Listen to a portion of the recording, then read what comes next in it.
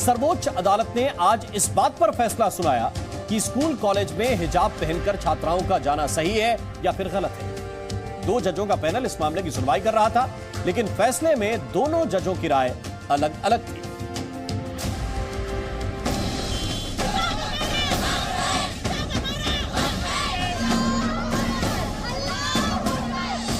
कर्नाटक के उडुपी में एक स्कूल से हिजाब विवाद की शुरुआत हुई थी,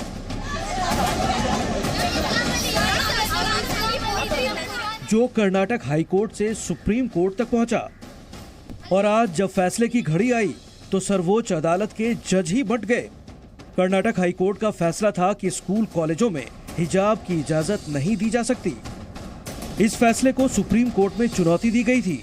सुप्रीम कोर्ट के 2 जज जस्टिस हेमंत गुप्ता और जस्टिस सुधांशु धूलिया को फैसला सुनाना था। कोर्ट रूम में जस्टिस हेमंत गुप्ता का फैसला हिजाब बैन के समर्थन में था, जबकि जस्टिस सुधांशु धूलिया का फैसला हिजाब बैन के विरोध में। जस्टिस हेमंत गुप्ता ने कहा कि इस्लाम में हिजाब पहनना जरूरी प्रथा नहीं है। वहीं जस्टिस सुधांशु धूलिया ने कहा कि हिजाब पहनना या नहीं पहनना ये अपनी पसंद के ऊपर है, लेकिन सबसे जरूरी है लड़कियों की शिक्षा। दोनों जजों की अलग अलग राय होने की वजह से बेंच ने हिजाब मामले को चीफ जस्टिस ऑफ इंडिया के पास भेज दिया।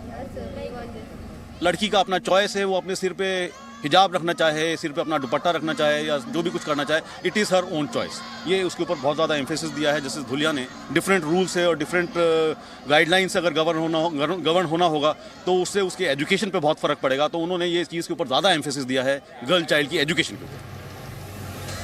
हिजाब पर अब आगे की बात यह है कि अगले आदेश तक हिजाब पर पुराना फैसला ही लागू रहेगा, यानी कर्नाटक हाईकोर्ट का वो फैसला जिसमें उसने स्कूल कॉलेज में हिजाब पहनकर आने पर बैन लगाया था, अभी जारी रहेगा।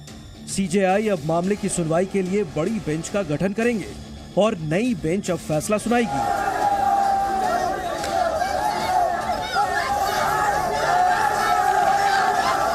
ये तो बात हुई सुप्रीम कोर्ट की। अब सियासत की बात करते हैं। राजनीतिक दल एआईएमआईएम के अध्यक्ष असदुद्दीन ओवैसी ने हिजाब को बेवजह का मुद्दा बताकर कर्नाटक हाईकोर्ट के फैसले को गलत बताया।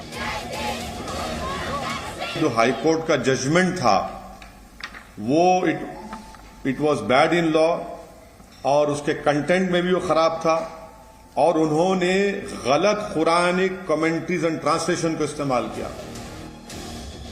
वहीं समाजवादी पार्टी के सांसद शफीकुर रहमान ने हिजाब पर विवादित बयान दिया।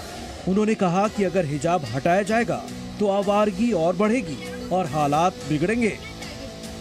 भाई समाज पर बुरा असर पड़ेगा और इसीलिए इस्लाम ने समाज के अंदर बहरहाल ये जब लड़कियां जवान होने लगे तो उस वक्त हिजाब के लिए कहा गया कि चूँकि बेपर्दा रहने से और उधर लड़के भी जवान होते हैं तो समाज का माहौल खराब होता।